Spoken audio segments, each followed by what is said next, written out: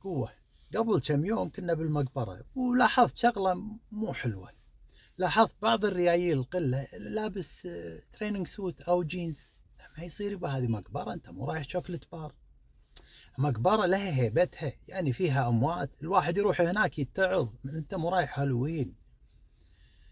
مقبرة لازم تلبس دشداشة وغترة وعقال، لازم لبس رسمي، أو إذا دوامك لا لبس معين تعال فيه ما في باس.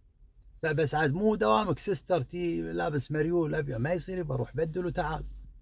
اصلا الواحد يستحي يروح المقبره بلبس مو رسمي، تحس ان انت ما قاعد تحترم المكان.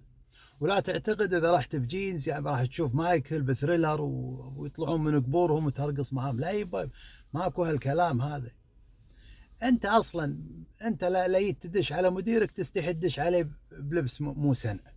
هالدور داش على اموات بهاللبس يعني، مو لهالدرجه ميانه معاهم. حتى شكلك وانت جاي تعزي هالميت داش عليهم بتريننج مو مناسب للمكان. طب بعد لو العزاء بملعب بادل نفهم، مقبره ما يصير يبغى كذي، لبسوا عدل. يلا.